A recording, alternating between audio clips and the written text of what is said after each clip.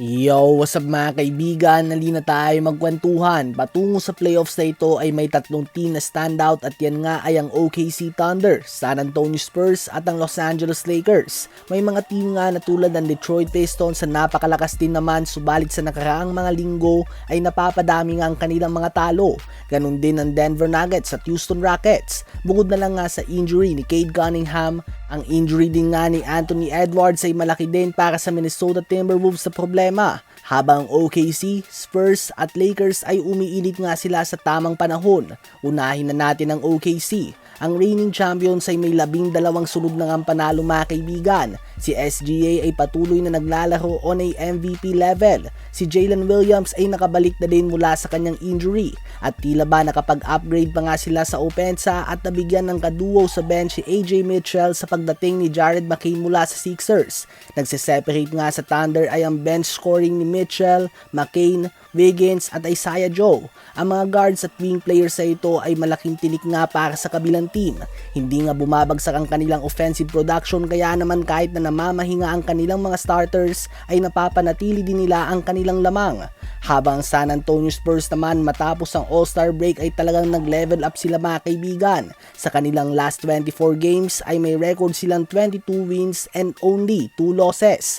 Ang team na ito ay wala naman masasabi natin na talagang sobrang galing na offensive player na tulad ni SGA o Luka Doncic. Subalit ang kanilang collective effort offensively and defensively ang malaking pinagkaiba nila sa ibang team.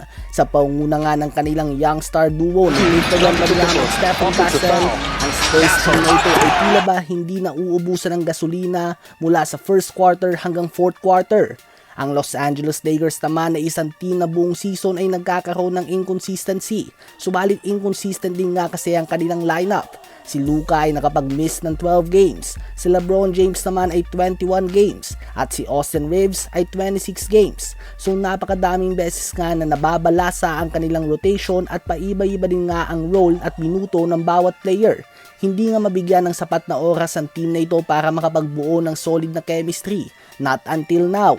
Kaya naman ngayon na healthy na ang kanilang main 3 stars, unti-unti na natin nakikita ang full potential ng team na ito. Meron nga silang 12 wins sa last 14 games at kahit na may mga lapses pa nga ang kanilang depensa, na-overpower nga ito ng kanilang opensa. Not the ideal way to win, subalit nagagawa nga nila ito by outscoring the other team. Andun ang duda kung magiging epektibo ba ito sa playoffs. Well, ang sagot nga dyan ay it's all about the matchups. At syempre malaking factor nga ang coaching staff at paggawa ng adjustment sa bawat game, bawat quarter at bawat timeout. Ang tatlong team na ito ay moving on a right direction bago sumapit ang playoffs. Umiinit sila sa tamang panahon. Sa palagay nyo ba ay kakayanin na ng Los Angeles Lakers at ng San Antonio Spurs na tumbahin ang reigning champions OKC Thunder sa isang 7-game series?